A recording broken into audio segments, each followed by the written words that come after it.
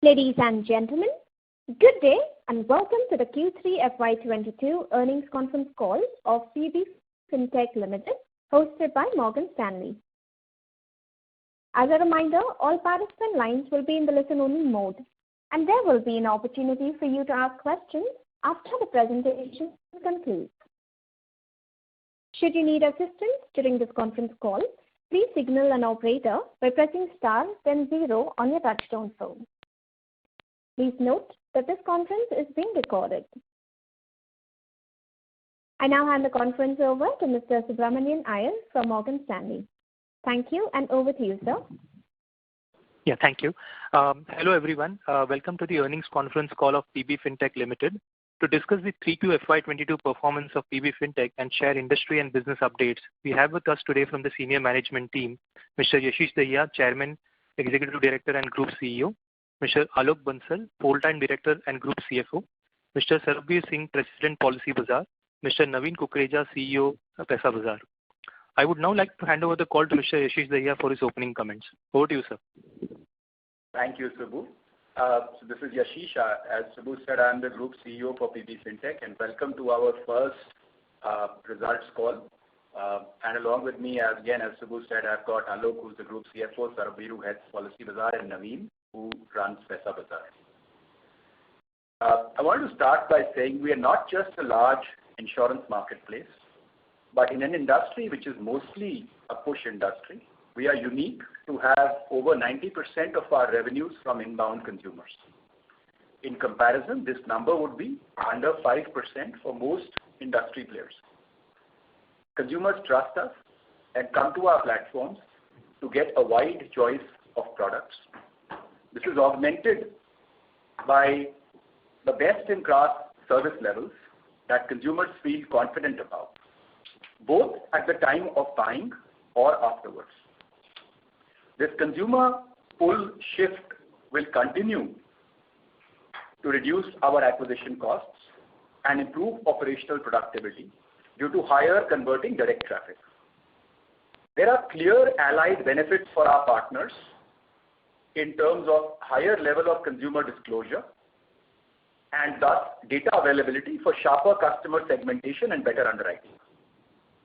We continue to be at the center of the digitization of insurance and credit processes, and our efforts using AI for video inspection, facial recognition, automated speech recognition, etc., provide a far superior experience to consumers and underwriters. I would also like to say we are now growing at scale. We are at an annual run rate of 8,000 crores of insurance premium and still growing at 60% year on year. At this rate, a simple calculation would say we could be adding 10,000 crores of insurance premium every 2 years, which very few have ever had the opportunity to do. So while we stay prudent, we cannot lose this opportunity and must make the necessary investments to build and constantly future-proof our business. We are continually working on improving customer experience, product offerings, and the claims experience. Some of our efforts on Doc Prime, India's first NDHM integrated digital health locker, the credit score program, the account aggregator, and the Visit Health investment are in the same direction. While we have invested behind new initiatives, the investments have been prudent, and our execution focus has brought the desired results, which I would like to highlight with a few examples. PB Partners became the #1 B2B2C platform in the country within just 6 months of launch, which was as recent as July 2021. In terms of buy versus build, this has proven a good execution on build, where we have built a market leader in under $10 million, actually $7 million to be precise, what would otherwise have cost more than $200 million to buy. PB MSME/corporate again is a grounds up development from scratch and now has 1.1 million lives covered across corporates and MSMEs. While building core service capabilities necessary for that business and building direct engagement with employees of these MSMEs and corporates. PB's UAE business is now a close number 2 in a fast-growing market. And again, all of these have been done in a very prudent fashion without the kind of losses that one could get very worried about. While we will continue to invest in these 3, we anticipate to stay prudent and deliver exceptional results. Brand building stays key. However, we have now reached a stable state in terms of spend on brand. This year, Paisabazaar was recovering from a zero-based brand spend, and thus that impacts any comparison with last year. Finally, we are very proud of our team, which is making all these initiatives possible in a seamless manner. We feel we have sufficient and committed talent to build as per our plans. We have very low churn as a management team, and our focus is on building the right cultural alignment, which we are very happy with, and the requisite entrepreneurial freedom to build, which keeps us a very exciting place to work. I'll now hand over to Alok to quickly cover some of the initial numbers before we open up for questions. Thanks, Yashish. So our consolidated revenue for the first 3 quarters is 885 crores, and there is another 75 crore of deferred revenue, which is the revenue receivable over the next 12 months and for which we have already undertaken the cost. So together we have enabled revenue of about 950 crores. This does not include the future revenues due to renewal book, which at this point continue to be stable at 1.5x multiplier and would have a large impact on future profitability. I wish to clarify that the revenue for credit products is roughly 150 crore out of this, and the remainder is all either insurance or insurance related. Hence, our take rate in each segment have remained unchanged if you look at these numbers. While product mix changes are fairly common, in the last quarter, both health and life have grown at 73% and 50% respectively over last year same quarter, and this is multiple times industry growth rate. There is pressure on motor and two-wheeler insurance business across industry, and we are also seeing the same. On the other hand, the new business initiatives of corporate insurance and POSP business on a blended basis have a similar take rate as motor, and hence our overall take rate remains stable. I would also like to take this opportunity to explain that the fact health insurance continues to grow at a fast pace for us implies that our future revenue from renewal business will continue to grow, which is now at an ARR of 242 crore basis Jan 22 numbers and growing at roughly 40% year on year. Coming to Paisabazaar, we have had a successful turnaround this year when we have come out of COVID impact, and now we are at credit disbursal ARR of INR 8,400 crores. We also have 26 million plus cumulative credit score users and have launched 3 new lending products in last 6 months, all of which are delivering as per expectations. To recapture quarterly performance in brief, our insurance premium grew by 68% year on year to 1796 crores. Our credit disbursements grew by 94% to INR 1926 crores. Total operating revenue for the company grew by 73% to INR 367 crores, and there is another 38 crore of deferred revenue on top of it. Existing marketplace business contribution margin, which is operating revenue minus direct people cost and minus acquisition marketing cost, was maintained at 40%. New business initiative revenue grew manifold to INR 50 crores from a very small base of 3 crores last year with an initial investment of INR 41 crores. Adjusted EBITDA without ESOP cost was at a loss of INR 92 crores, reflecting investment in new initiatives and brand advertising. ESOP charges were at 226 crores for the quarter. These are part of IPO prospectus and are part of fully diluted cap table calculations. These are also front-ended as 45.7% of the charge has to be borne in the first 12 months as per the India AS, and these will continue to come down over the next 5 years. Thanks very much. We would like to take on the questions now. Thank you very much. We will now begin the question and answer session. Anyone who wishes to ask a question may press star and 1 on the touchtone telephone. If you wish to remove yourself from the question queue, you may press star and 2. Participants are requested to use handsets while asking a question.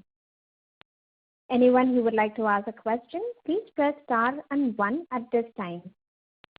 Ladies and gentlemen, we will wait for a moment while the question queue assembles.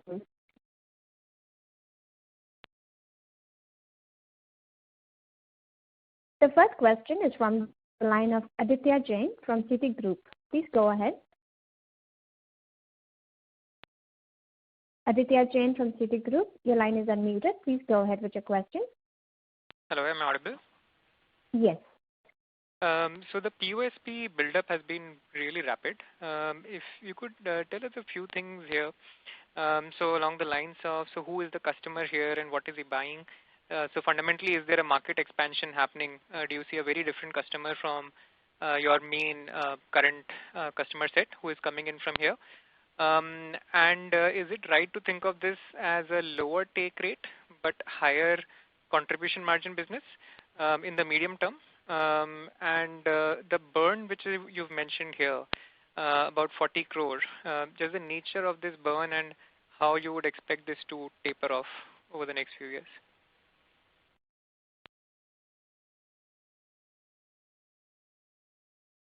The customer over here is an insurance agent. We are essentially a platform. PB Partners is a platform where insurance agents come and they are able to, log in their policies and get paid for those policies. So it's a B2B2C business.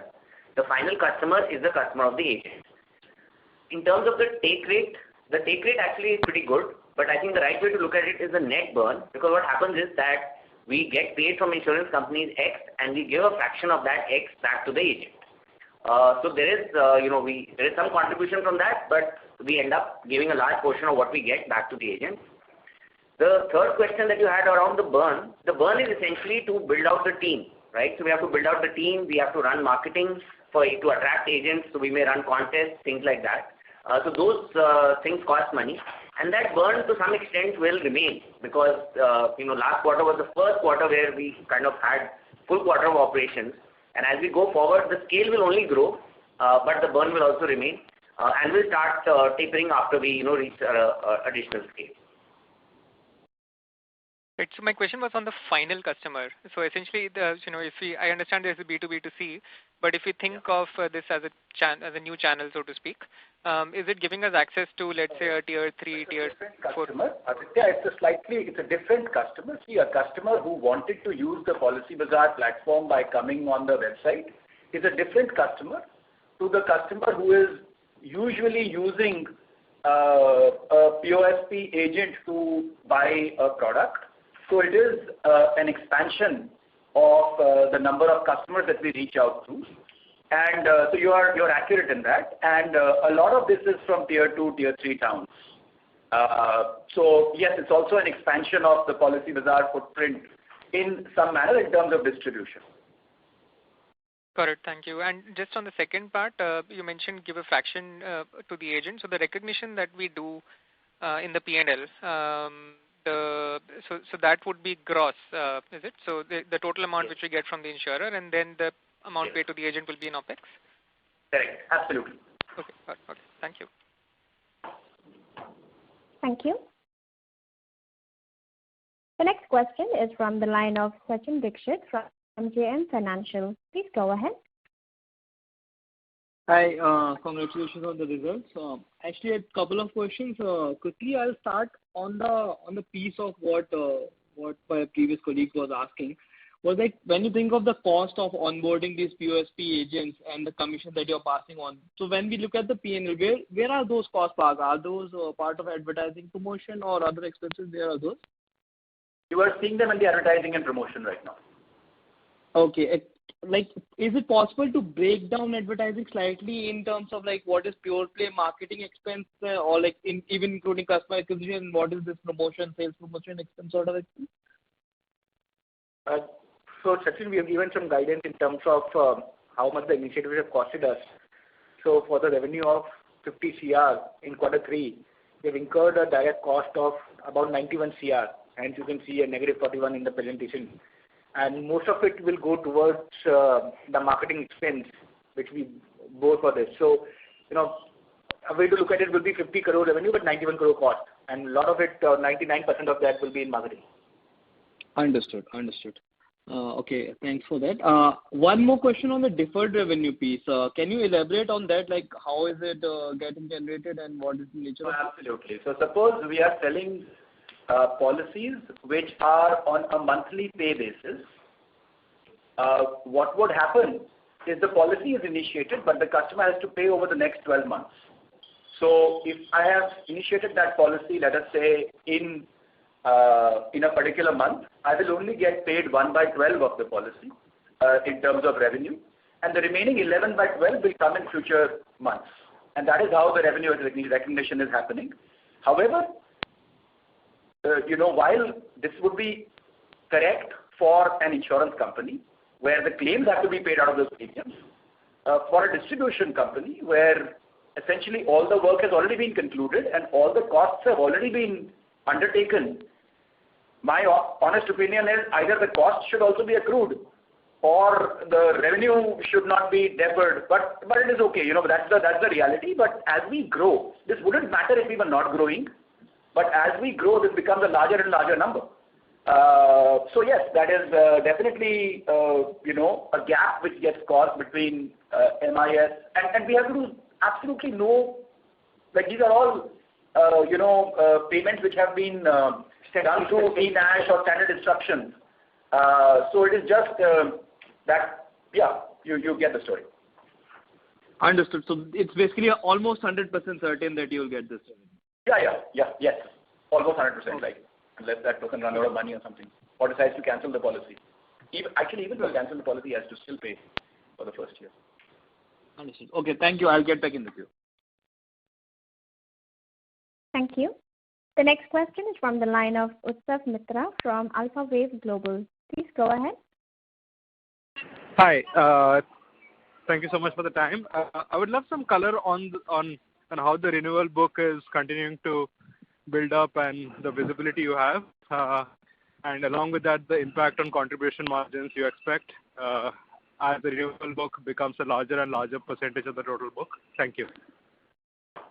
So, for this year, and the best way to kind of do this is at an ARR level.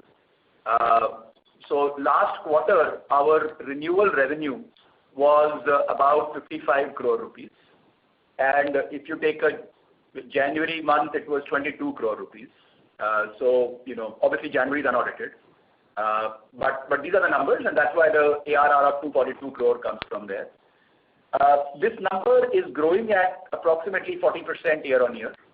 Now, a bulk of this is actually health insurance renewals. Bulk of it, a vast majority of it. So you could pretty much, treat it as largely health insurance renewals. And specifically when you come to revenue, when you talk about renewal premium, that's a different issue, but revenue is important. In terms of margins, this business is more than 90% margin. We are, our board has made a clear instruction to us that we cannot give any guidance, etc. But we don't anticipate any change in the growth rates, and clearly this grows as your new business of previous years piles up. Yeah, this is also a cumulative book.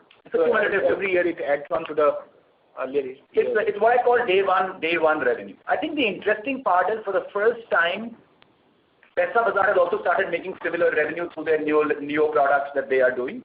And that is an interesting amount. Again, nothing about the future, but there is about 2 crores of what you would call day one revenue, which has started getting created by Paisabazaar also. And that is not included in this ARR. This ARR is just the Policybazaar ARR. Great. Thank you very much. Thank you. The next question is from the line of Prashant Mittal from Ambit Capital. Please go ahead. Hello, am I audible? Yes. First of all, congratulations on the result. My question pertains to the segmental revenue breakdown that you have given. Now, it seems that about 371 crore of revenue came from the other services on a 9-month basis for FY22. would you be able to give some color on, what the take rate was like for the Paisa Bazaar segment? Because if I just break down, this other services from standalone and the new initiative revenue that you have given, the take rate sort of comes a little high as compared to what's seen in the industry. So any color on that would be helpful. So Prashant, out of this 300 odd crore, 317 crore that you mentioned, roughly 150 to 155 crore is coming from the credit business. That's from 880. That's from your 950 crores, Alok. That is not from that. This is just one quarter. Oh, okay. This is the quarter. So let's just clarifying. I think Alok clarified in the beginning. Of the 950 crores of revenue plus deferred revenue. So revenue is 885. Only about 150 is coming from the credit side. The remaining, if I was to just do the math, just kind of be with me for that moment, 950 minus 150, about 800. All of that is either insurance or insurance related. So a bulk of it is insurance or insurance related. And you could, the numbers are not very different actually, because in terms of growth rate, Paisa's growth rate was a little higher in the earlier quarters. Q3, the growth rates have actually come quite close. So the numbers are not very different from that ratio. That should give you a good guidance in terms of what is the credit products take rate and what is the insurance product take rates, because we have declared the disbursals and Prashant, in terms of take rate, Paisa Bazaar has multiple lines of businesses. When we look at a product like unsecured lending, auto loans, home loans, we get what market pays to any DSA depending on the last mile legwork that we do. There are a lot of other services which are not at a percentage like credit card or credit advisory that we do. In those cases, it may be specific transaction-based revenue that we get. But on overall basis, for each vertical, our take rates will be broadly in line with the market take rates. And all of these put together would be in that 150 to 155 crores for the first 3 months. Just clarifying. So, first 9 months. And the first 9 months. Sorry, I said 3. Understood. That's very helpful. Thank you. Thank you. The next question is from the line of Arpit Shah from Stallion Asset. Please go ahead. Congratulations on very good set of numbers and a decent listing. I just wanted to understand, we've built a good business of an ARR of 8,100 crores in premium, 8,400 crores in the credit business in the last 8 years. I just wanted to understand at what level, at what ARR our expenditures would see a J-curve in terms of profitability. Can it happen at $2 billion, $3 billion, $4 billion? At what level you believe that the flywheel will be self-sustained? As I mentioned, I am not authorized by my board to give any forward-looking statement, but I do feel the need to satisfy the curiosity on this front. I think people will not have to wait very long, and so is all I would say. I don't think you'd have to wait very long for that. Okay. And just wanted to understand if we just got the broker's license, and under the broker's license we'll be able to charge commissions on the life insurance renewal. So the premiums which were collected earlier, was a part of that, or you started getting under the broker's license now?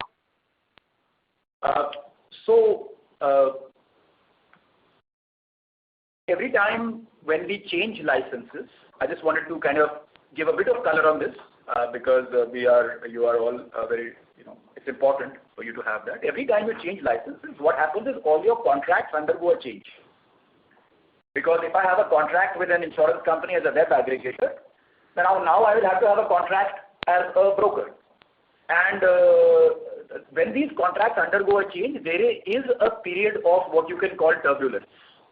Now, this has happened to us twice in our lifetime, once when we got the web aggregator license and then when we got the broker license. So there is a period of turbulence that happens. And so, yes, we have come through that period of turbulence is what I can say. So some of our revenue numbers and revenue recognition in the first quarter, second quarter could potentially have, but as time progresses, it will start to settle down. You are absolutely right in the fact that as a broker, you can have renewal revenues. That does not mean we will have renewal revenues. It just means legally it is possible for us to have that renewal revenue. I leave it there. I think as time passes, we will see more and more color around these. Yeah, I just wanted to have a follow-up. I just wanted to understand the economics between a broker license and an aggregator license. So, if for the benefit of everybody, can you just explain the economics between the two? I can give you the facts between the two. I don't know if they... So a web aggregator cannot make life insurance renewal revenue. A broker can. A web aggregator can only sell online and in a remote manner. A broker can physically meet a customer. A broker can service claims. A web aggregator cannot service claims. A broker can do corporate business. A web aggregator cannot do corporate business. A broker can appoint POSP agents. Can appoint POSP. A web aggregator cannot. So if you notice, some of the lines of business which we have done, correlate with us getting a broker license. So they were initiated pretty much then, and most of the growth you see is post that. So you basically see the renewal revenue share going up to, let's say, 40 to 50% in the next 3 to 4 years, from current 15 to 20% into insurance. I cannot, as I said, my board has not authorized me to do something. I cannot do it. Just one last question. One last question, just for the benefit of everyone. Can you please explain your offline store strategy? Sure. So our offline strategy is very simple. All our demand is generated online.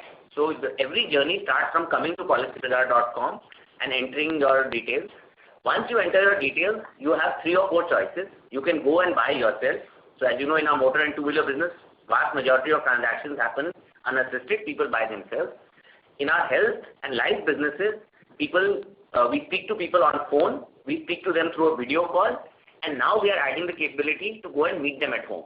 So our agents offer the opportunity to a customer saying that, sir or ma'am, if you would like us to visit you at home, we can either come ourselves depending on the city that they are in, or they can send a colleague who will go and meet them. So all journeys start online. They can be fulfilled in different ways, and offline is one of the ways in which we are fulfilling it. This is the main strategy that we have, and we've deployed about 300 agents on this already, and this is slowly becoming a bigger portion of our business. The other part of our offline business is the point of sales business, which Yashish just spoke about in depth. That is a totally separate business, which is a B2B2C business. Also to clarify, our offline fulfillment at this stage would probably account for about 3 to 5% in that range, between maybe about 3%. About 3% of our total revenue would be coming from that. So just to give some guidance around how much of the growth is because of that, etc. My honest opinion, it's not happened yet at scale because it's so early in the process. Please appreciate, we could not have done this before we got the broker license. We've only started doing it. But whatever results we have had are very encouraging in terms of what's possible. Got it. All the best. Thank you so much. Thank you. Ladies and gentlemen, in order to ensure that the management will be able to address questions from all participants, we would request you to please limit your question to 2 at a time. Should you have a follow-up question, please rejoin the queue. Thank you. The next question is from the line of Abhishek Saraf from Jefferies. Please go ahead. Yeah, hi. Thanks for the opportunity. So I just have 2 questions. So one on, sir, with regard to our online business, what our premiums on our platform have grown 68% YOY. Within that, if you can just let me know, how much did the new business premium grew at? And as you mentioned, that the I believe that renewal has grown at 40%. So would this imply that new business premium has actually grown at much faster rate? Secondly, in our offline model between POSP and the other one in which is the online-offline combination, what would be the breakup of revenues between of the 50 crores that we booked this quarter? And lastly, on the corporate business, if you can help me understand what sort of businesses are we writing? Is it mainly life insurance or health insurance? And what would be the take rate differential on a product like-to-like product basis? So I will briefly answer and then hand over to Sarbvir for any details. The new business. Sorry, somebody is echoing. Okay, so the new business growth rate is 68%. It is on slide 3 of the presentation that we have made. And it also puts out how much of it is life insurance and health insurance. I just wanted to clarify, because this can be a big dampener if it is mentioned that way. Our any health business done in the corporate side is not being declared in our health business at all, because otherwise I can show very high growth in health by just putting corporate there. That is all retail health business only that we are talking about, that is growing there, and the entire renewal book, etc. I think your question in terms of breakup of revenue, etc., I don't know if we have that level of detail in terms of how much of that 50 crores is from corporate and how much of it is from POSP. I don't know if we have that level of detail to share. Yeah, right now I think POSP is growing much faster. Corporate takes a little bit of time because it's mostly based on the team getting built, where POSP is more of consolidation. So POSP is a larger chunk of that. And within corporate, we do have large corporates and MSMEs. Focus on both of these business lines. Large corporates are typically group mediclaim sort of policies, and MSMEs can be a mix of multiple type of policies, including group health, but also professional liability, shop and service, lots and lots of stuff. Sarbvir, you want to provide some color on this? Yeah, so on the corporate side, as Alok was explaining, we do group health, group life, we do some group personal accident as well. For the MSMEs, we again do group health, group life, and we also do marine, fire, shopkeeper, small office, startup package, DNO, so various other kinds of lines as well. And as Alok again mentioned, we are building out our team. This is a team-driven business, and as the team expands, we will, cover more comprehensive lines of coverage. But I just wanted to re-clarify, neither the health nor the life business is disclosed in the growth rates of our health and life. Those are purely retail and without POSP. That does not include POSP also. The 68% is excluding POSP. We totally recognize that the POSP business and non-POSP business are different, and so we feel the need to declare those differently. Yeah, thanks for that response. Very helpful. Thanks a lot. Yeah. Thank you. The next question is from Gada from DSP. Please go ahead. Hi. Congrats on good set of numbers. Just couple of questions. First, on the revenue side, if you could just break the 367 crore revenue from operation into insurance, POSP, Paisabazaar, and other business, that would just help. And also the same number for 3Q21 for reference. Yeah, when we look at the quarter 3 numbers of 367, roughly 65 odd comes from credit, and everything else would be insurance or insurance related revenues. This includes experiments or initiatives that we have started off, and the total revenue coming from all the initiatives is about 50 crores within this. So roughly 65 from credit, rest from insurance and insurance related, which includes 50 of initiatives. And initiatives is all insurance. Yes. So it's all insurance revenue. Got it. And the same number for 3Q21, just for reference. Yeah. So the same number would have been 885 total, out of it roughly 150 to 155 coming from credit, and rest coming from insurance and insurance related services. And the total experiments or initiatives out of that would be 71. And the entire deferred revenue is insurance only. And deferred revenue is over and of this. 75 crore extra deferred revenue. See, the reason we mentioned is deferred revenue, it is because it impacts our profitability. Otherwise, we would be quite cool and not kind of mention deferred revenue again and again. But, you know, it hurts to kind of know that your profitability is lower because cost is there, but the revenue is not there. Understood. The second question was relating to the employee cost. So if you X out the ESOP cost, the underlying employee cost is still growing at 60% plus. If you take that as a percentage of the operating revenue, it's in around 46% or so. How should we think about that part of the cost component, or should we look at it in total ESOP plus non-ESOP? I mean, just internally, how do you think about it, and any comments that you can provide on that front? No, so you're right. This year we have invested behind these initiatives, and everything obviously required a little bit of team build in the initial years. We have also invested behind building a team from claim and service experience for the consumers. That's something which is very, very critical as we look at our long-term business strategy. We have also invested a little bit behind the whole offline strategy, as Shabir mentioned earlier. So there have been a little bit extra investment we have done this year, but we believe these investments in the current year are going to be very, very helpful when we look at how the business will pan out over the next 2, 3, 4 years. And see, whenever you scale up anything quite rapidly, like, reaching number one position in the market within 6 months, while other players have had 4, 5 years to be number 2, number 3, etc. Obviously, it does imply, your accuracy in terms of getting every aspect of the team right on day one is obviously going to be lower. I'm not saying it is that we've done a bad job or anything, but you will see some settling out. I think one should see some settling out of these things also.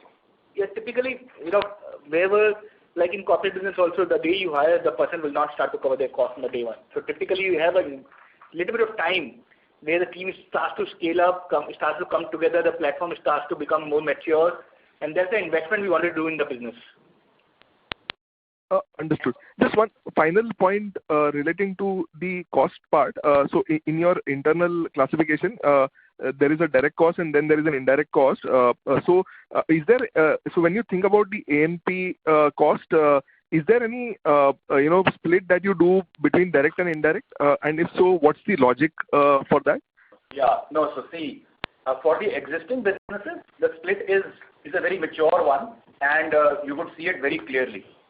For the new businesses, there could be gaps in it. There could be. I'm not saying there are, but since they are just 2 quarters old, both the new businesses, if you look at corporate or POSP, they are 2-quarter-old businesses. So there is always a possibility that, some of the classifications are not very accurate. But I think as the quarters evolve, we should get more and more accurate classification. The rule is very simple. If the sale gets impacted by the existence of an individual, or if it's as the number of sales increase, if more individuals need to be added, then they are direct costs. And all of those go into direct costs. We've been clear about it from kind of the last 14 years, so that's not new accounting for us. And anything that does not get impacted by sales, or more people don't need to be hired just because your sales are expanding, is going into indirect costs. And so, and I do take your point, and I fully accept there will be some gaps there in the first 2 quarters, but obviously we will sort those out as the quarters roll on. Perfect. Thanks and all the best. I'll come back. Thank you. Thank you. Thank you. The next question is from the line of Prateek Poddar from Nippon India Mutual Fund. Please go ahead. Yeah, hi. So just one question. When I look at your ad spends and I try to knock off the new initiatives costs which you have incurred, the growth in ad spends is far higher than your revenue growth. So maybe if you can talk a bit about that. And secondly, just on contribution margins on the Paisabazaar side, if you can spell out that. And lastly, on this monthly pay policies, which policies are these? Are these health, life insurance, motor? Because when your DRHP was disclosed, the renewable rates were quite low, isn't it? I think it was 30-35 for motor and health 70.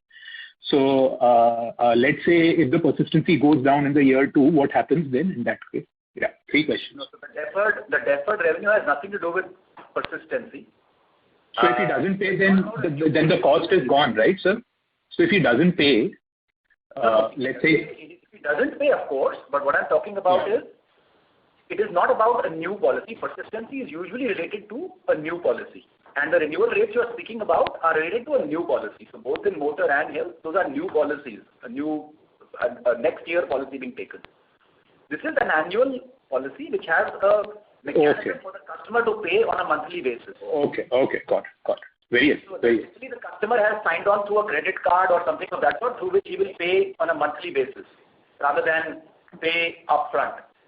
Which were the other 2 questions? One was the contribution margin in Paisabazaar and now the acquisition cost. Alok, do you want to take that? So in quarter 3, Prateek, if you look at our total acquisition cost, it's moved up, which is including about 75 plus crores coming from the initiatives, and Paisabazaar also is coming out of a COVID year. If you look at comparison zero of last year was 0 for Paisabazaar. Yeah. So because of that, the Paisabazaar spend seems much higher, plus the initiative expense looks much higher. And we have done one specific brand experiment to see how it works for us. So that also gets added to the whole total here.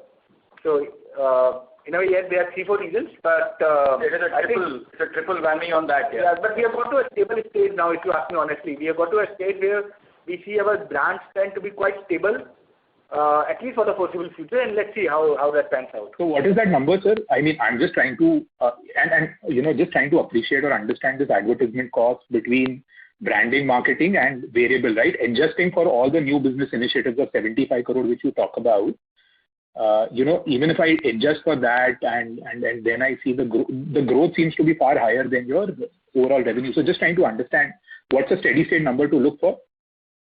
So our brand spend usually is about 35 to 40% of the total existing business marketing spend.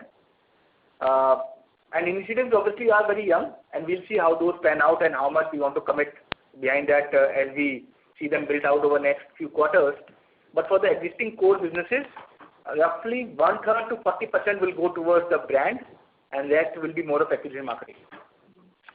Okay. And lastly, contribution margin on Paisabazaar, sir, what would that be?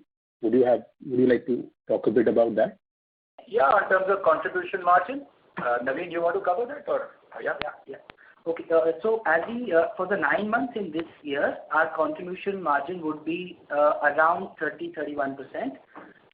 If you compare it versus last year, it's in early double digits, so it's improved from that. And then when we're talking about Paisabazaar, this is the credit business we're talking about. So credit business, when we got a chance to reboot post-COVID, we were able to relook at our direct cost much more generally and were able to optimize a lot more as we came back to the pre-COVID levels.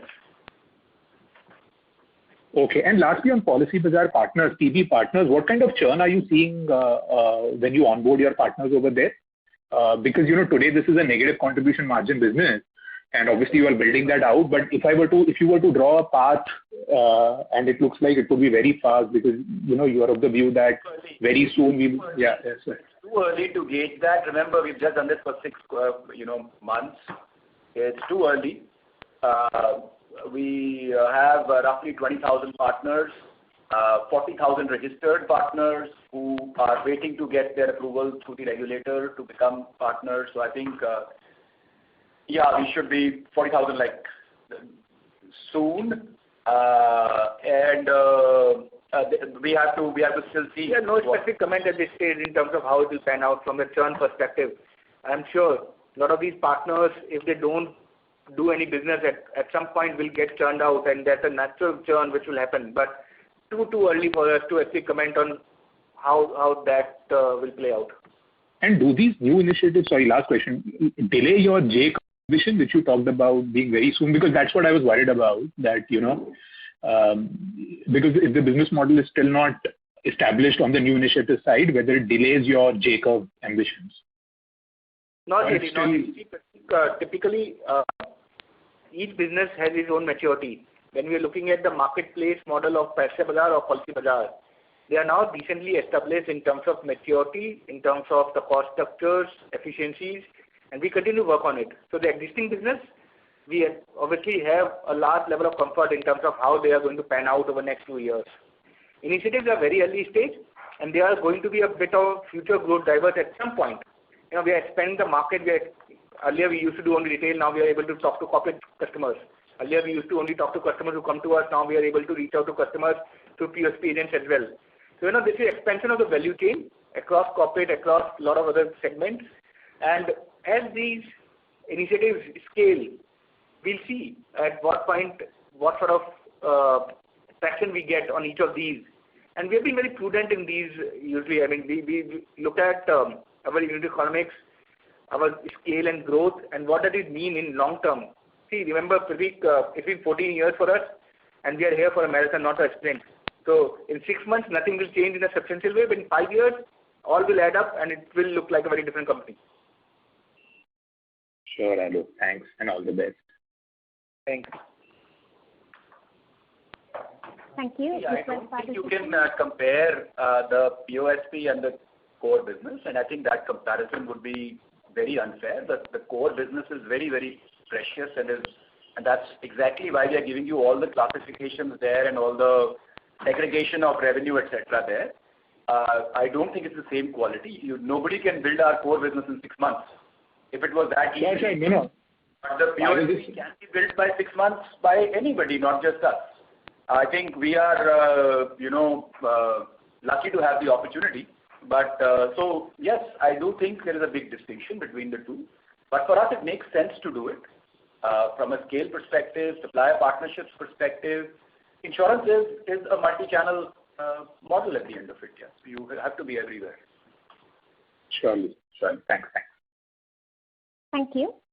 The next question is from the line of TCM Sundaram from Chirati Ventures. Please go ahead. Congratulations, Yashish and Alok, for fantastic results. Ravin and Naveen too. I had one question on the ESOP. There is a ESOP slide which is there. So that is the year 1 hit or year 2 hit, because it says ESOP 2021. So TCM, typically for any new scheme, there is a waterfall sort of an impact because of India AS. Our current October 21 scheme is a very simple scheme where it is a 5-year into 20% vesting. In such a scenario, the description that we have given, that the first year charges that PNL has to take over 12 months is about 45.7%. Now that is divided by quarter.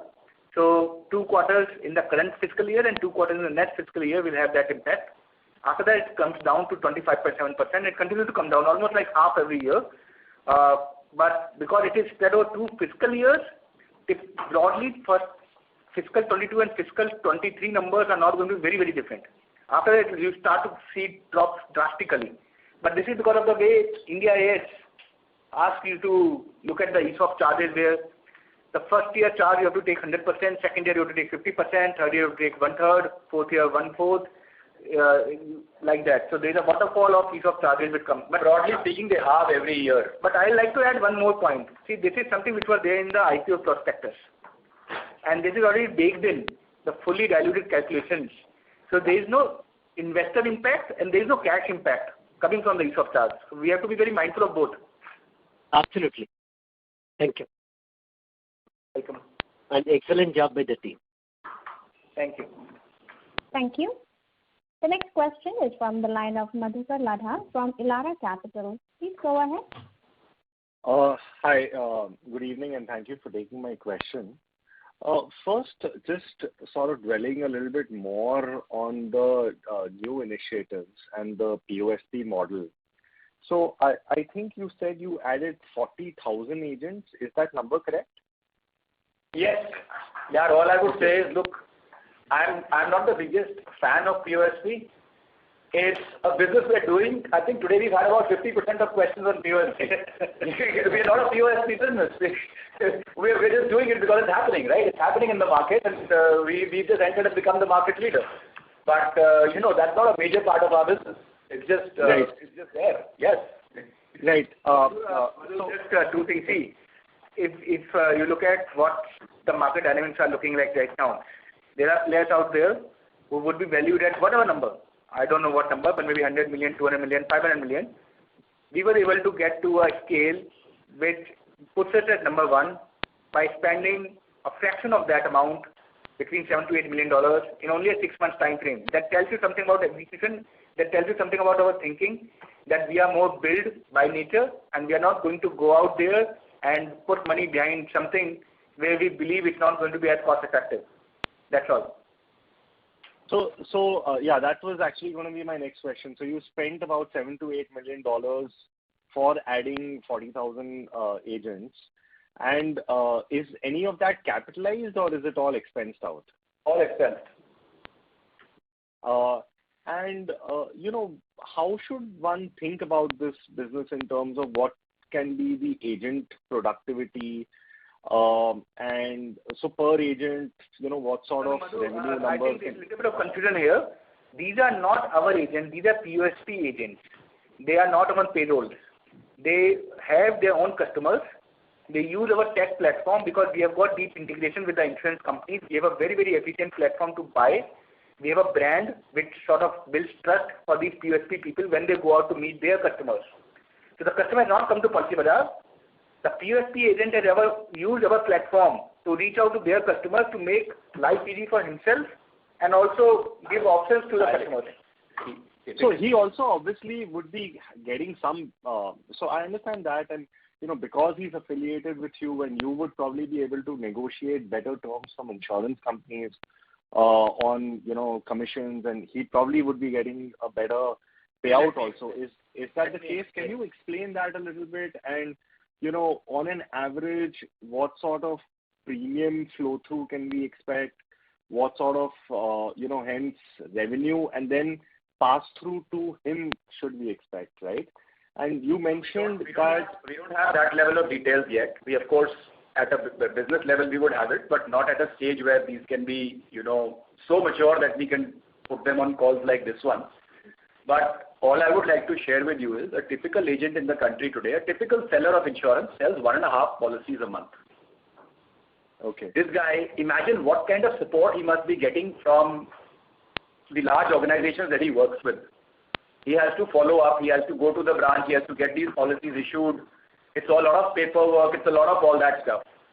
Policybazaar is a ready-to-use platform where he can come online on his app, which is the PB Partners app, register himself, get licensed from the IRDA as a POS agent, and once he gets that, he can sell products across the market, not for one insurance company. Imagine for 1.5 policies a month, how many insurance companies are going to tie up with? Even if your uncle and aunt could tie up with multiple people, right? You get one single link, you tie up across the board, you sell whichever product you wish, which is the bulk of what you are selling, and you get paid for it, which is what Policybazaar pays you. It pays you on time. It is basically that. It is convenience. This guy is coming here for convenience. And of course, some business gets added because there may be some people who may not do this business at all. Because, suppose I had one uncle who was going to buy one policy from me, I may not get into the insurance business. But if something like this is available to me, I might just do that. And because I have this, I might also sell to his wife and his sister and somebody else. So to some extent, it does expand the market. Specifically, these are very small agents. They are, and we don't have any fixed cost of theirs. They are all on variable cost basis. At some point for the better performing guys, we may start to have some structures and all that stuff. But more than that, this business does not require more attention than that at this stage. As the quarters dwell and as this business scales up, we will give more clarity on it and we'll have more data on it here. Right. And just one thing, is the agent sort of making something else?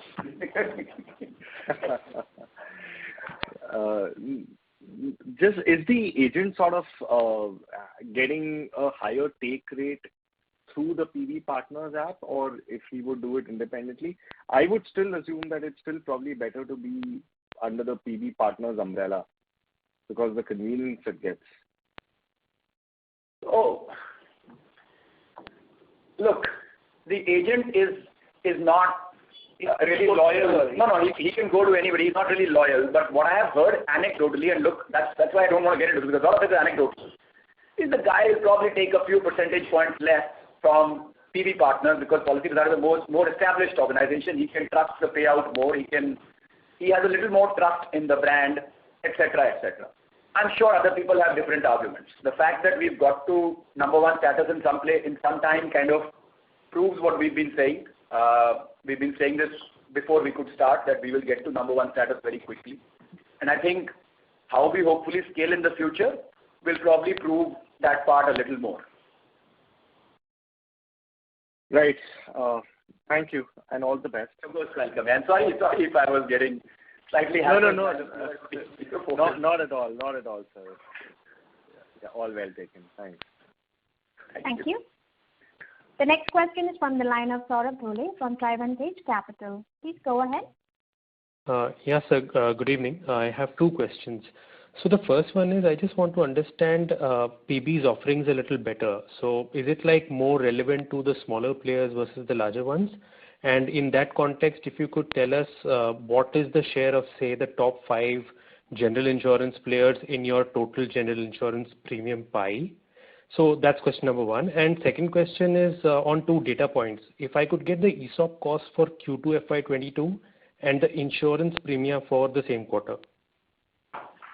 We won't have what is the share of top 5, etc. I don't think we have that on the on the slide, but we have a decent proportion of players. So in the health space, all the top players are working with us, and across the board, a lot of players work with us, and these things keep happening. Right? Sometimes some players will not work, and they work in different areas.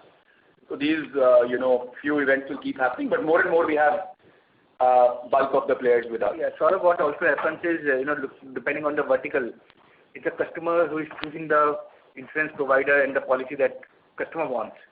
So for health and life, typically they have a preference for more established brands. Sometimes they will go for product features. For general insurance, they may go for a little bit more of price sensitivity, and the volume may get spread over much larger number of companies. But if a company comes up with a better product, if a company looks at a specific customer segment more closely, or if a company comes up with, a very easy way of buying in terms of some ease of process, the volume starts to go to that company automatically, and it keeps on shifting. So there's no way for us to even say that, okay, this is what has happened in last year and this is what's going to happen in this year. With the partner perspective, as partners evolve, this volume keeps on shifting a bit. Altogether, it depends on the management team of the partners, where how much they have the focus on building direct and online channel, and how much they have the focus of working on looking at a pull customer and what that pull customer means. Little different thinking is needed, and we have seen that volume shift multiple times in past 14 years. Okay. I understand that, I guess, on the general insurance side, that could be true, but is it true on the life insurance side also? Is it as volatile? So, yes, very, very volatile. Yeah, we don't want to go into specifics, but if you look at it over a 1-year basis, you see multiple cycles when, if there are price changes or product changes, volume shifts from one insurance company to the other, and those can be multiple tens of percentage point shifts. Yeah. And I just want to add one thing that I sort of heard in your question. It's not large versus small. We are very representative of the industry. The large players are large on our platform, and relatively, other smaller players are small. So it's not that, with the kind of scale we have, we very much represent the market. And you would have seen now, we pretty much cover all the insurers, right? And with LIC coming on board, I think that kind of, puts, I think, an end to that speculation at least, that everybody, wants to work with Policybazaar. Okay. And if I could have those 2 data points, sir. One is the ESOP cost and the second is the insurance premium for Q2.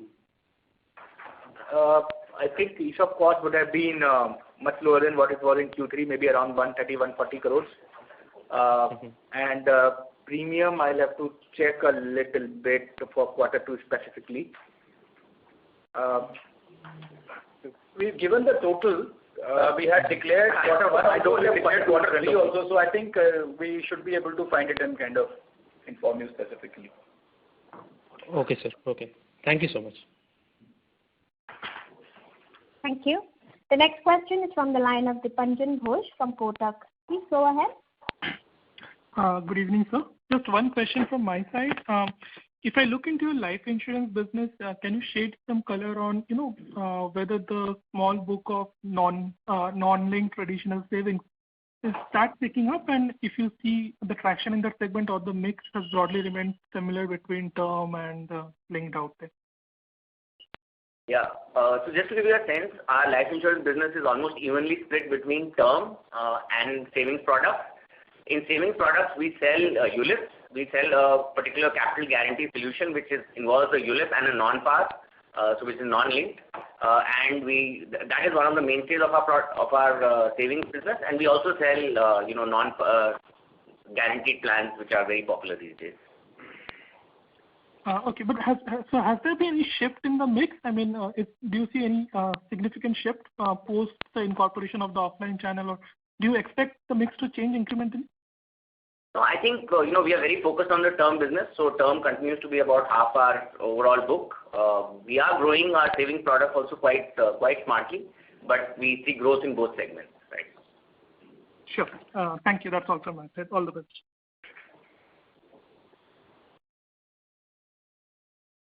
Thank you. The next question is from the line of Jan Karote from Credit Suisse. Please go ahead. Thank you for the opportunity and congratulations on the good set of numbers, sir. So I wanted to understand a bit more on the mix following on the previous question. If you could tell us a little bit about life versus non-life in the premiums, and also on the non-life, if you could tell us what have been the key drivers and what do you see to be the key drivers in the next 2 to 3 years product-wise? So the way we look at our business, Jan, is less of life versus non-life. We look at life, health, and GI. Because, non-life includes health and that considers a lot of things. Our focus and our, heart lies in life and health. So life and health both have done very, very well. That's good. In Q3 grew by about 73% and 50% respectively, which is about 3 to 4x of industry growth rates. General insurance, which is mostly motor and two-wheeler, has seen a tough time as an industry in last, I would say 1.5 years of PTV. And we also seeing the same reflect in our book. Team is trying to do a lot of stuff, but since there's an asset-backed insurance, there's only so much industry can do. For term and health, we all understand the base is very small, the opportunity is very big. With under-penetration of the whole sector around health and life, there's a huge, huge amount of scope to grow. But if we look at our total premiums, I would think our health and life on the existing business would be more like 3/4 or a little higher. Around 75. See, if you look at these numbers, 73% growth in life and 50% growth in health. If you were to ask me a soft answer, first of all, I wish they were the other way around. I wish health was 73% and life was 50%. I genuinely believe we have the potential of being that than this, but that is a soft answer, right? But both are growing very well. And as Alok said, we look at the business in this manner: protection and non-protection. I know that's slightly different from how the industry looks at it, but now increasingly the industry is coming to our view, because if you look at the health business, yes, it is part of GI, but a bulk of it is being done by the by the people who are kind of more focused on the health area. So that need for focus is sort of kind of becoming a bit clear there. And yes, we've also recently started seeing some GI companies do very well on the platform for health. So that's heartening for us. And a few of them started to hit some good numbers, and we are very, very pleased by that. But all I'm trying to say is we see it this way. And so as Alok said, the motor business has been challenged. The entire industry has been challenged on that front, not on the claim side, but on the premium side. But health and life, we have outgrown the industry by between 3 to 4x. In fact, do you look at it from a market share perspective? I mean, I know too early right now, nascent, but I mean, how do you look at it from overall digital penetration and our market share in that space? in health and life? We don't get into market share, etc. We are doing our bit, and we are, I think if you look at the last few years in term, there's been a lot of market share gravitation towards us, but we don't want to get into those arguments of is our market share growing low. Obviously, if we are growing at 73 and 50, and the industry is growing at 21 and 13, then obviously we must be, Yeah. Just to add on that, just to summarize, you're saying 3/4 is coming from these two, and the tilt is right now more live, but and then medium term we see health becoming the centerpiece or the larger pie between the two. Let's not get into guidances, but I think you get the drift of what I'm trying to say. Yeah, I'm sorry, and just one last question. What do you think about manufacturing? I mean, do you see yourself kind of slightly ahead in the future, but do you think at some point you'll have to look at that question? No answer is where I would leave it here. Oh, okay, sir. Thank you, and best of luck. Thank you. Thank you. We would request participants to limit your question to 2 at a time. The next question is from the line of Preeti RS from UTI. Please go ahead. Hi, good evening, team. Thanks. Yashish, this question on the LIC partnership, right? So I want to understand the importance of this to Policy Bazaar and the benefits that it could come in terms of growth, like pre-LIC partnership and post. So obviously we didn't have access to almost 40% of the life insurance market, but it's a whole different clientele there, which are used to a different kind of selling experience. So how do you expect this to benefit us, and what could be the timeline? And will this actually tilt our mix towards life going forward? So Sarbvir will answer this question because he's been spearheading that relationship. Yeah, so I think we've just started. As you know, right, LIC is a colossus and one of the leading brands in the world, not just in India. The best way to answer this question is that we are going to go step by step. They have an agency model. It's very widespread. It's very, very well spread out and everything. Our goal is going to be complementary. We will start by offering products that we think make sense, and probably we'll start from the fixed return plans as well as the ULIP, and then slowly we'll build. As you know, we don't do participating plans right now, so that is a large portion of their business. So I don't think that for both of us, we will be very large portions of each other's businesses in the near future. But I think it's an interesting, product line for us because it's a very popular and customers want these brands, and we'll build this business out. So I think that's where we are today, and we'll see how it goes. I just want to reconfirm, you mentioned ULIP, but historically LIC has not been, not been present in ULIP in a big way. So is that something that you would expect to happen on your platform? Yes, they are not present in the sense that, because the other book is very large, but they are very, very keen to build their, they have a systematic investment and insurance plan called SEEP. They are very, they advertise that a lot, and that's something that I feel is a natural fit with our business. Understood. My second question is on this, on the indirect marketing cost. So I think this is very important to understand this whole J-curve phenomenon to happen. Yashish, I think during the road shows, you mentioned that it's around 150 crore, which was the case in FY21.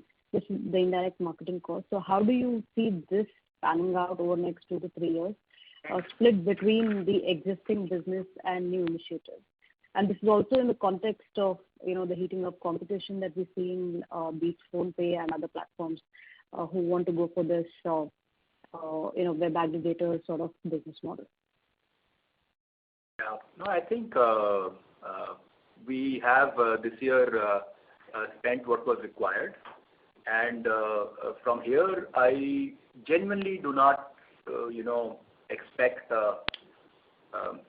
I think we've kind of peaked out.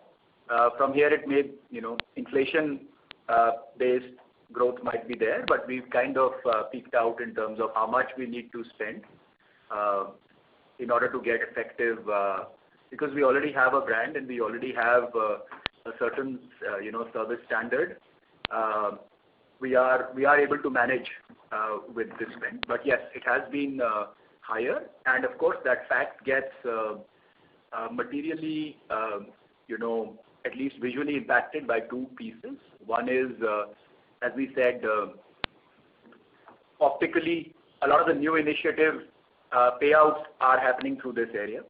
And secondly, Paisa Bazaar has come from a zero base. Please appreciate when Paisa Bazaar when COVID happened, the first thing we did, obviously, with Paisa Bazaar is you cut the entire media spend because you don't want more inquiries, because at that time there was people looking for loans, but the supply side was constrained. And so, of course, last year that spend wasn't there, while this year the spend is there because this year the suppliers are fully back. And that automatically means you're comparing with a zero base. So whatever happens gets added on, and that kind of reflects poorly on the results. In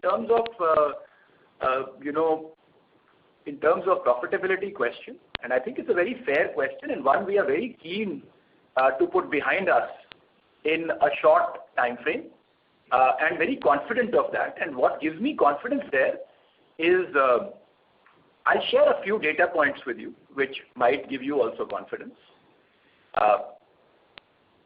First of all, our renewal revenue, as I said, is at a run rate of 242 crores right now. Just to put in perspective, about 4 years ago, this would have been maybe 50 crores, 60 crores. Yeah. So it's, and I'm constrained from speaking about the future, but renewal is the most stable part of our business. Even if business does not grow, renewal comes with a 1 year backlog, if you would. So today the renewal benefits we're getting is because of our last year's efforts.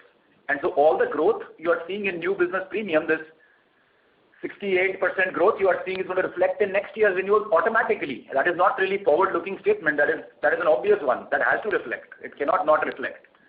So, and in fact, if you think about it, last year we did not grow our new business as much. It was 3% growth just before IPO. We had 3% new business growth in the previous year. So our renewal, this 242 crores is off the back of that. But that's slightly unfair explanation because health actually did grow quite okay. So that's an unfair explanation. I take that back. I was just kind of thinking things through, and health has grown well this year as well. So I think if health has grown 50%, I don't see why that will not be reflective in the renewal book next year, and et cetera, et cetera. And of course, the future will depend on how we grow next year. So very confident that the renewal book grows to a scale where those margins totally dwarf all other spends. Very, very confident of that. And I think that is exactly how we will come into profitability. The second data point I want to leave with you, in our current run rate is 1.1 crore rupees of insurance premium per sales employee. This exact same number in 2019 was 46 lakh rupees. Now, that is giving you some trend in terms of operational efficiency. If you look out into the future, what is going to be one of our biggest costs is those operating costs. So if we start driving efficiency on that front, according to me, if you take a really 3-4 year, 5-year view out, the brand cost actually starts to get dwarfed in front of the operating revenues, renewal revenues, and some of the operating costs. They become much bigger as the operating cost becomes much bigger than the brand cost if you do that math, and that one coming down. So I don't think brand cost will stop us from hitting profitability for very long. And as I said, I think we have peaked out. And I've individually checked with both the businesses, and both have said, yes, this is about it. We are, we should not be requiring more than this. Yes, thanks for that, Ashish. So if I can add one last question, we did receive the business updates for the last 3 quarters, but there was a bit of seasonality because there is quite a bit of variation in terms of quarterly run rate that we saw for the 3 quarters of FY22. So could you explain, is there seasonality in the business, or was there anything specific to the business in the last 3 quarters? There is some seasonality in the industry. For us, it's not as much. From consumer perspective, there is a higher interest at the end of the fiscal year usually. But in our case, it's much more muted compared to the industry. See, remember last 2 years have been very tough from the COVID perspective when movement from work from home, work from office, all that stuff happening. So, it's very tough to clearly figure out a trend because of the COVID impact. This is a year where we already had 2 waves. The April, May, June period was a very, very tough period. We also went through the whole IPO process during this. So, lots and lots of divergence happening in the same fiscal. But there is no specific trend towards us being very, very seasonal. End of the year, typically, yes, there is a little bit higher consumer interest, which automatically means that there will be little higher conversion of the interest which comes to the platform. But industry is at a very, very different level of seasonality. We don't see that in a very big way. Noted. Thanks for answering all these questions. Alok, I just have one request. In future presentations, if you could provide better disclosures on segment-wise. We have now 3 segments: policy, PESA, and the new initiatives. I think that would help us, given this is a new business model, one of its kind for us. Definitely, Preeti, this is noted, and we'll see what best we can do. Yeah, thank you. Thanks. Thank you. The next question is from the line of Arjun Vikas from AlphaWave Global. Please go ahead. Hi, thank you so much for the opportunity. Alok, yesterday I was going through the presentation, right? So if you look at 9 months FY21 and 9 months FY22 on the existing business contribution margin, which I believe includes both PESA as well as the core Policybazaar business, right? So that seems to be at 36%. I heard in the call before that I think PESA has improved on the contribution margin side, right? So just wanted to check whether, does that mean the contribution margins for the core business have been lower this year? So that was one. And if they have been, then on what accounts? And secondly, as you think about more offline and retail strategy, especially on the B2C side, with regards to home visits, etc., does that change our economics? Because, we have traditionally been away from this, and, now it's kind of, the sales productivity of a guy sitting and making calls would probably be higher than the one outside, right, and trying to convert customers. So could you share some light on that? Sure. So second part of the question, I think Sarbvir will answer. On the first part, we explained that on a 950 CR revenue base, SI is about 150 CR, broadly. Right? So you're talking about something which is about 15, 16, 17% of the revenue. It can't have a material impact on take rates is where I would leave it. At the contribution margin. At the contribution margin, sorry, this is not take rate, contribution margin. It can't have a material impact. 15% of volume can't have a material impact on take rate, on contribution margin. Sarbvir, do you want to cover the cost of as things move? Absolutely. So Arjun, when a person visits somebody at home, first of all, as I explained, it is not a carpet bombing system where person is going to somebody's house whether or not the person wants them. This is by invitation and by appointment. So the conversion on the appointment is extremely high. So just any number that you can think of, it will be higher than that. The second point is that when a person goes home, there is a tendency to have a higher ticket size in products that is possible. In some cases, it's whatever is possible. So when you look at the overall economics, there is actually the economics of the agent improve because this is incremental to their conversion that they would have had earlier. The marketing cost remains exactly the same. The agent is paid the same. Incentive is exactly as it were if they were to convert sitting in their call center. The only difference I would say, the only caveat to my point is that there is, where we hire new agents, there is a little bit of a, learning curve which happens, but that, as you know, for any new agent, that learning curve does happen.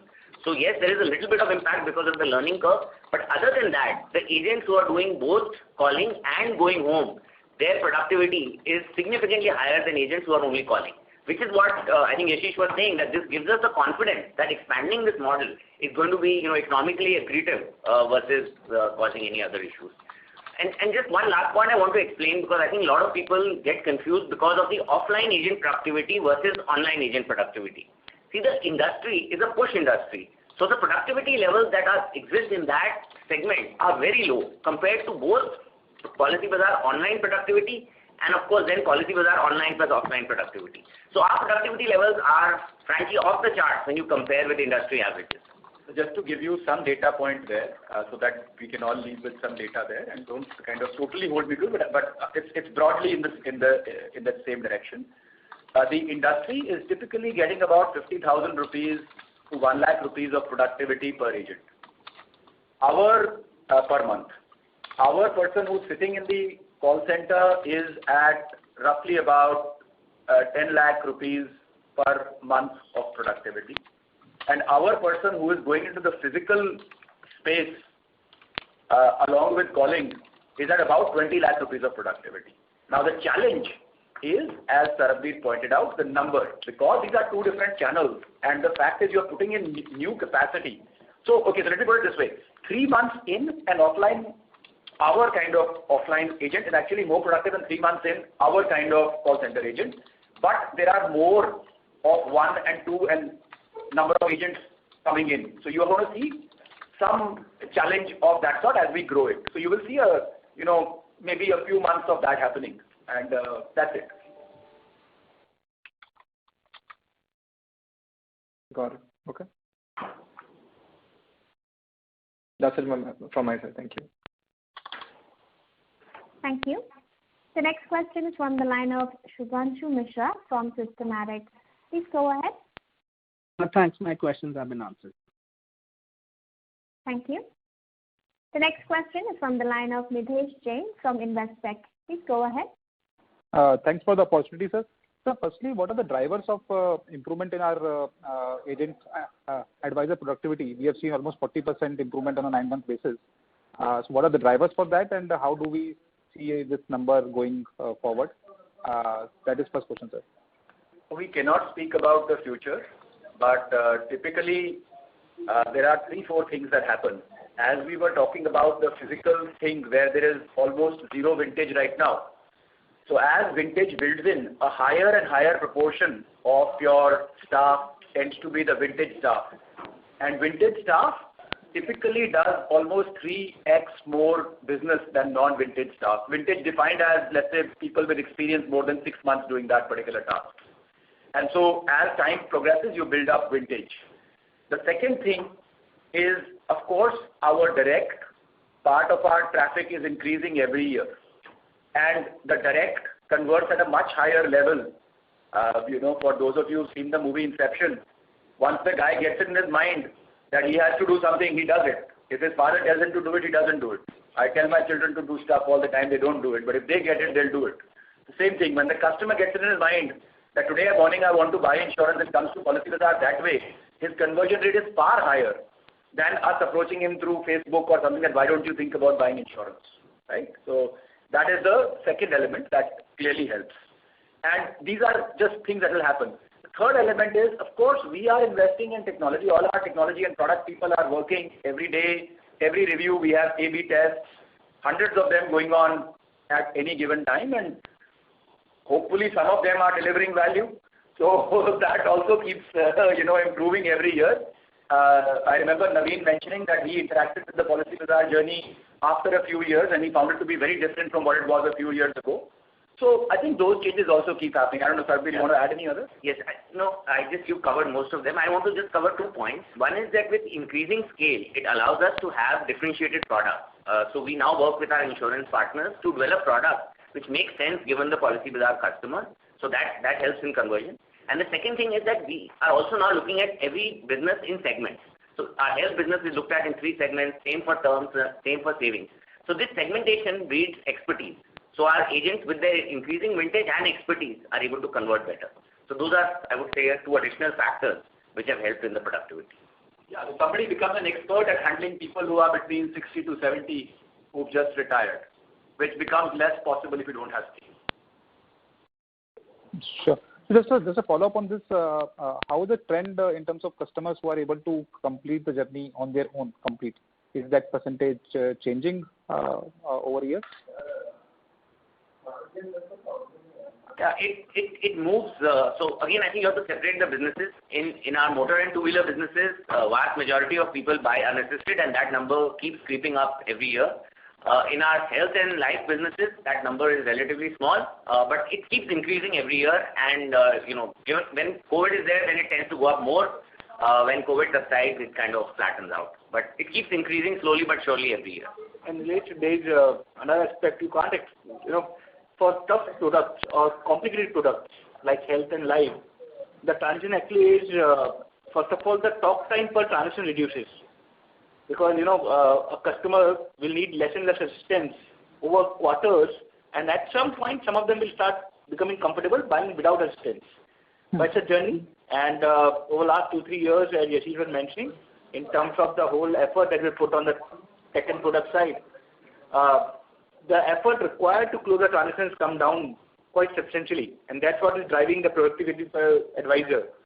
And it's slowly some of the customers will start to become comfortable buying a simpler version of those products as products also evolve, and we'll see some other unassisted numbers creeping up in life and health as well. And so secondly, on the health insurance side, how the take rate moves with the life of the policy. For example, in the how the take rate changes with the year of the policy. What is the take rate probably in the first year? How it changes to second year, third year, fourth year? Is it remain same? It remains same across the life of the policy, or it changes over the life of the policy? So regulatorily, the take rate for health insurance is a flat take rate. You get the same amount in the first year, same amount in every renewal year, regulatorily. But in the first year, you do have rewards and remuneration, which make the first year payout slightly higher. So a rule of thumb that you can use is that the second year commission rate or payout rate, take rate, would be roughly 2/3 of the first year take rate. Also, churn keeps reducing every year. So the first year churn is the highest, second year is much lower, third year is extremely low, and by the fourth year, almost nobody churns. And this 2/3 will remain constant across the life of the policy? Third largely stays constant, yes. Understood. And so lastly, if you can share the employee expense breakup in terms of direct employee expense and or the employee expense before contribution margin and employee expense after contribution margin. Yeah, so when we look at our total employee cost, roughly 70% will be towards direct cost. We obviously have this operations team for sales support and for service support to the customers, and that will be roughly 70% of the employee cost. See, there is a presentation along with the business thing, but in the presentation, what you would clearly be able to see is the contribution line, and the contribution line is after all the direct costs, as we understand them, have been taken care of. So that should help you kind of get to some number, with some simultaneous equations that I'm sure you will do. Sure. It would be great if you can split out direct cost in the present, or at least one element of advertisement or employee direct cost in the presentation. That will help us. Sure. Noted. Yeah. Thank you, sir. That's it from my side. Thank you. Okay. Thank you.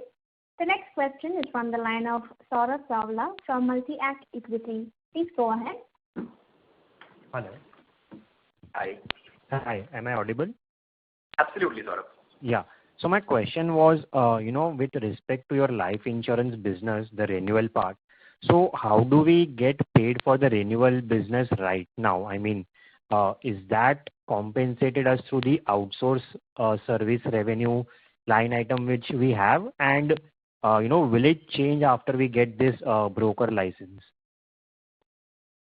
Do you want to take that? My view is one shouldn't get into too much of the lines and all that stuff. But life insurance right now in renewals is a very, very small component right now. At some point it may change. It's increasing a bit, but yeah. No, I think it's best to, I think you should look at our revenue overall, and I think that's a very fair way of looking at, how we are compensated and, how things work. Okay. So just a follow-up on that, I mean, around 40 to 45% of your premiums are contributed by the renewal premiums. So are we, compensated on that entire renewal premiums, or is it that on some portion we do not earn revenues till now because we were an online aggregator? The part that we get commissions on or some payout on is mentioned here. The rest is not mentioned. So if there's parts that we do not get compensated on at all, or the compensation is crazily low, then those would not be mentioned there. Okay. And again, one technical question. In the renewal segment, is it only the health in the general insurance or even the life? See, from a practical perspective, from an analysis perspective, you can assume that the renewal revenue I've spoken about, which is at a run rate of 242 crores, a bulk of it, vast majority of it, would be health. So I think that should give you the answer in terms of, how to look at growth of the renewal book, etc. Remaining parts are there, but they're very small. Understood. Yeah. Thank you. That's it from my side. Thank you. Ladies and gentlemen, due to time constraints, it was the last question for today. I now hand the conference over to Mr. Subramanian Iyer for closing comments. Thanks for on behalf of Morgan Stanley, I thank the management of PB Fintech for the detailed insights and their time. Thanks everyone for attending. Thank you very much. Thanks, Subbu. Thanks everyone for attending the call. Thank you.